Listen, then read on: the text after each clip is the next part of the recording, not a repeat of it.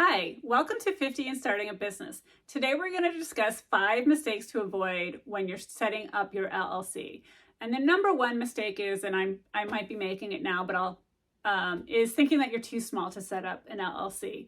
And it's not so much the cost of setting up an LLC. To me, it's a little more like the hassle. And again, in my previous video, it shouldn't take you too long. It should take you about 20 minutes to set it up, if that. It's more complicated if you need an operating agreement. And again, you can watch the previous video. I'll have it linked below about how to set up an LLC. But so here's an example. Jane has a business where she waters people's plants when they're on vacation. She takes care of She takes care of the pets, waters the plants when they go on vacation. And she's starting out, and it's really just her going into someone's home, watering plants, feed the dogs, and leaving. And she really thinks nothing of it. She's not going to do anything wrong. She's not going to break into their house. She's not going to steal anything. She's going to remember every day. Why does she need an LLC? Well, I'll tell you why. Personally, what happened to me years ago, and I'm not going to cry, is we had a dog walker come in. Gosh, this might be 30 years ago at this point. It was before September 11th. So yeah, 20 years ago.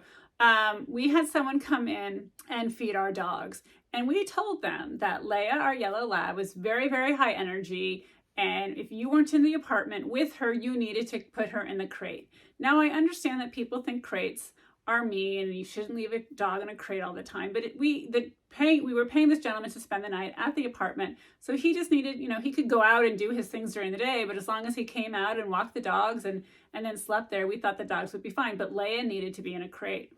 Well, he decided that he wasn't going to leave Leia in a crate. Now, he told us he just went across the street to get dog food and come back, which I didn't find necessarily believable since we left a ton of dog food there. But regardless, we did not pay him to stay in that apartment 24 hours a day. So him leaving was completely fine.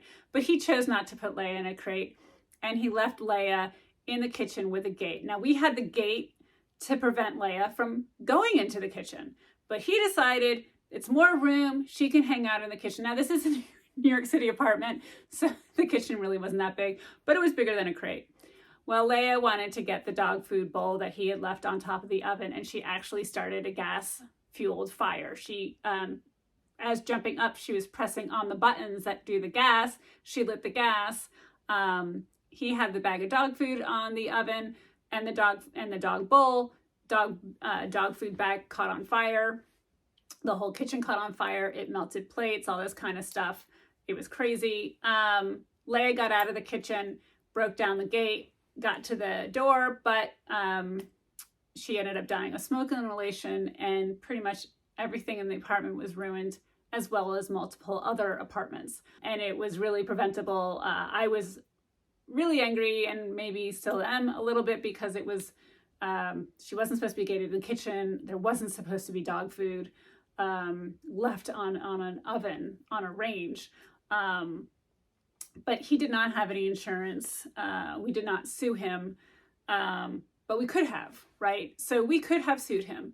It was definitely negligent on his part for, and we had written instructions that we had emailed him. So it was documented.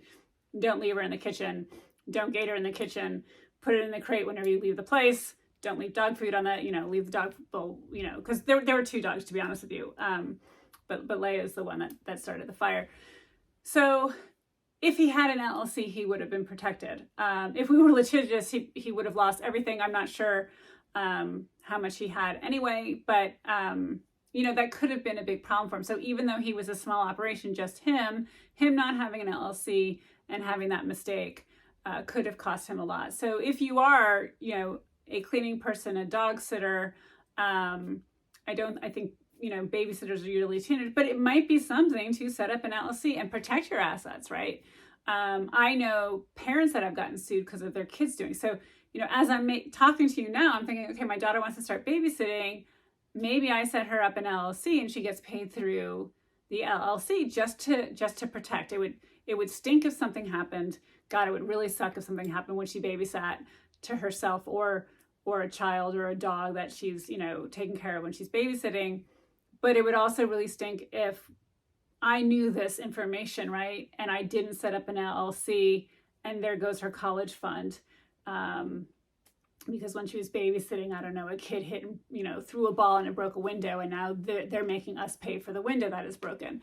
Things like that do happen. You never know who's litigious and who's not. I know a friend of mine sues all the time for a lot of different things. I come from a family where really no one ever sues.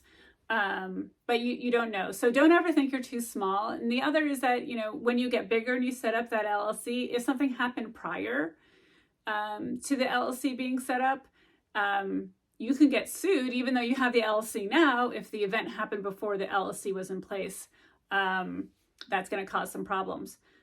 Another big thing, and I will discuss this in another video because it's an extensive topic, but it's choosing the wrong state to register your LLC in. There are states that give you much greater liability protection. Oklahoma, Delaware, Nevada, they give you much greater LLC. Those states give you much greater liability protection than others. Those states give you much greater liability protection. However, if you end up having a lawsuit, and now your lawsuit is in Oklahoma, and you're sitting here like I am in New Jersey, and now you got to travel to Oklahoma for this lawsuit, it's going to be more costly, and you still have to have your licenses and everything in New Jersey. And I will, again, discuss this in another video. But that's something that you really need to think about, is the state that you want to register your business. My financial advisory business is registered in the state that I live in because all my licenses are based in New Jersey, and I'm domiciled in New Jersey. I can't really claim to be living in another state. My kids go to school here. My husband works out of New Jersey. So again, it just would have been more of a hassle for me to pick a different state, even with the liability protection. Number 3 is assuming your LLC is a business license. So yes, I have Coastal Private Wealth Management as my LLC. However, I have my Series 7 and my 65 and a bunch of other licenses that are with FINRA. That's what I need to be able to do financial advisory work and investment management work. I need those licenses. So the LLC does not give me the go-ahead and all of a sudden start spewing investment advice to people. It is my licenses. So I know that when I got my hair done, or nail salons, you see all the licenses on the wall. So yes, that business has to have an LLC registration or some type of business registration, but they need those licenses on the wall to be able to paint nails or cut hair. Restaurants obviously have a ton with a health code. So you don't mistake having an LLC for the actual licenses you need to do the work that you're doing. Number 4 is not keeping up your LLC, not keeping it up to date. So you have the origination fees to initially register your LLC, but then you also need to have an annual fee, an annual registration that you have to pay. So you need to keep up with it, because otherwise that protection and your LLC will just get dissolved. And as I just said, so just back up a little bit. Yes, there's an annual fee, but that's not all you have to do. So don't mistake, and I better really highlight, it's not just the annual fee you have to pay. It is going to differ depending on what state you register your LLC. So go onto that state's Secretary of State's website, look up LLC yearly requirements or annual requirements, and it's going to come up. Usually you have to file like an income statement or some type of revenue and expense statement. If they're going to get their money through your personal taxes with the LLC, or if it's multi-member, all of those members personal taxes, but they do want to have additional information. And again, that's going to vary by state.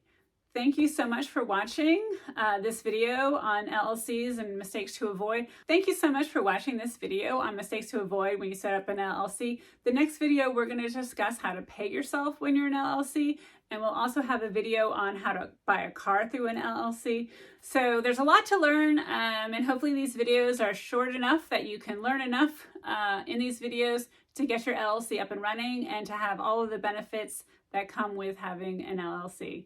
Thank you so much.